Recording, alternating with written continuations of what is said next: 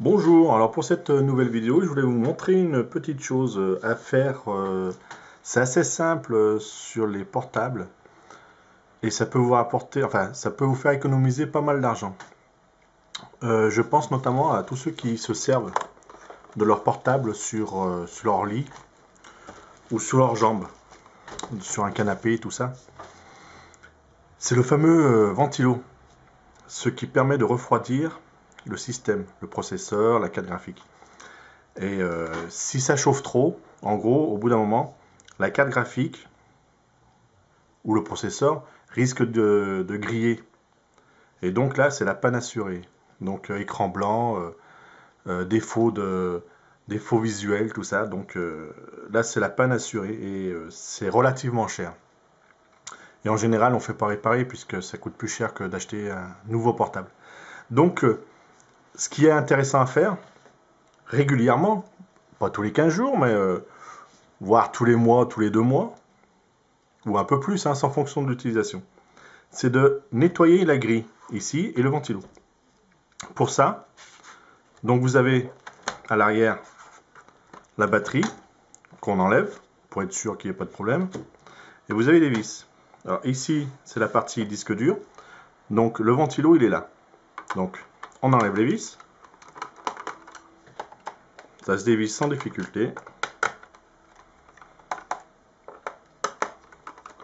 Bon, comme j'ai dépanné pas mal de personnes avec, à cause justement de ce ventilo, donc je peux vous dire que c'est quand même nécessaire de le faire. Donc là, vous avez une encoche. Vous passez le tournevis. Et si tout a été enlevé, normalement, tout vient. Donc, vous forcez un peu. Voilà. Donc ça, c'est la partie protection. Il y a les vis qui sont là. Donc, soit vous les laissez en place. Je vais les remettre. Celui-là, il a sauté. Hop, voilà. Donc ça, on y met de côté. Alors, voilà le fameux le ventilo. Ici. Donc ici, vous avez la carte graphique. En général, ici, c'est un Acer. Donc, les anciens Acer, la carte graphique a tendance à claquer s'il y a une mauvaise circulation d'air. Ici, là-dessous, vous avez le processeur, la carte graphique, carte vidéo de la carte mère. Donc celle-ci aussi, elle peut griller. Donc voilà le ventilo.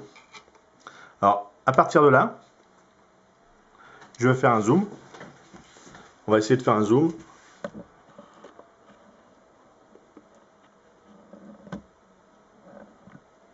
Voilà. Donc, cette partie, ça s'enlève facilement. Pareil, vous avez 3 vis ici. Et vous avez un connecteur. Le connecteur, vous l'enlevez. Les 3 vis, vous les dévissez. Vous voyez, c'est en temps réel, hein, donc ça dure pas longtemps. Hein, c'est pas une heure de réparation, c'est en gros 10 minutes. Le temps de passer l'aspirateur après, je vous ferai voir. Donc les vis, vous évitez de les perdre ou de les faire tomber là-dedans. Voilà. Alors voilà le ventilo.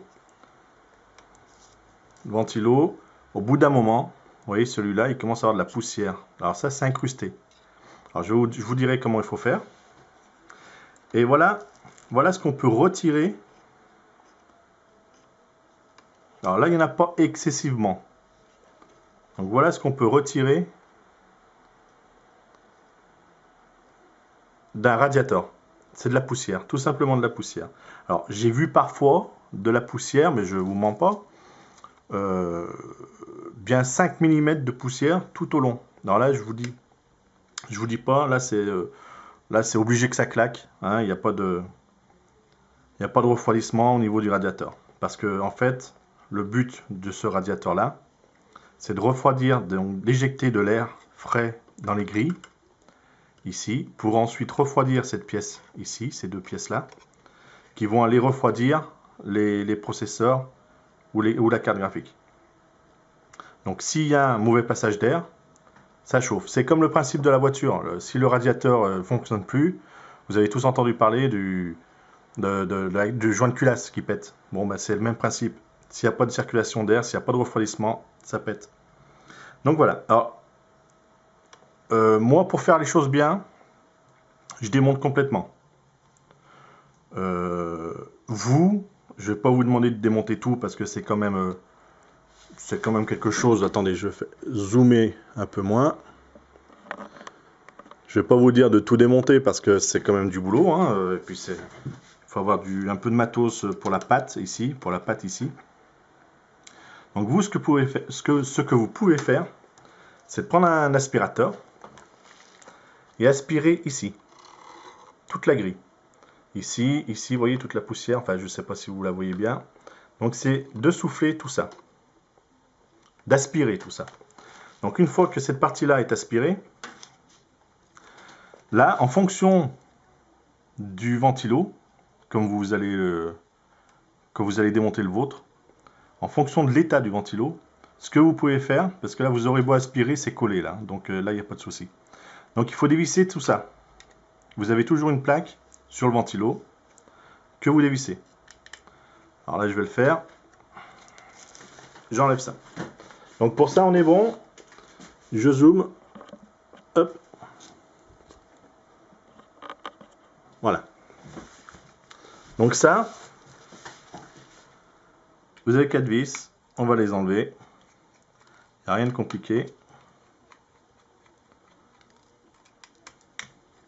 Il faut avoir un petit tournevis cruciforme. Hein, c'est un tournevis à étoile. Enfin à étoile, à croix. Donc voilà, j'ai enlevé les 4 vis. Hop, celui-là, il va un peu plus loin. Donc voilà les 4 vis. Voilà la grille. Donc là, il est scotché là. Bon, on va pas s'embêter avec ça. Hop. Alors voilà la saleté qu'il y a à l'intérieur. Là, c'est collé. Alors là, je vous conseille un petit coup de chiffon, un petit coup d'aspirateur pour enlever ce qui part. Et ici, je reviens tout de suite. Ne bougez pas.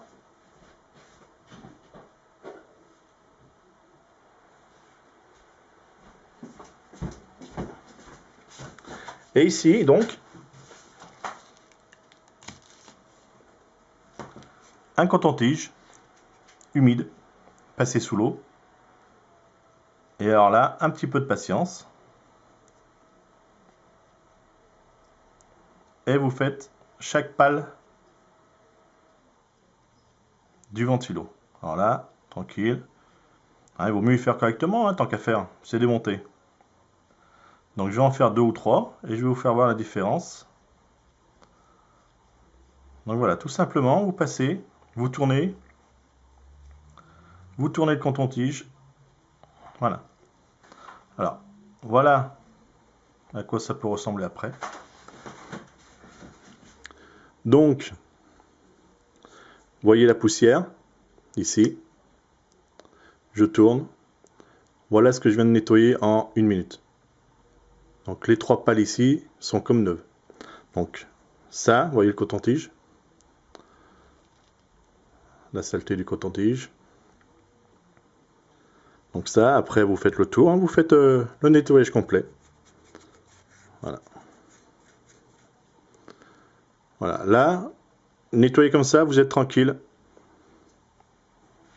pendant un bon moment. Mais quand même, je vous conseille de le faire régulièrement. Il ne faut pas attendre que ça pète pour y nettoyer. Donc voilà, je vais finir ça tranquille. Je vais y remonter. Facile, hein, dans le sens inverse. On remet la grille, les 4 vis. On remet ça, le ventilo, en position. Les 4 vis.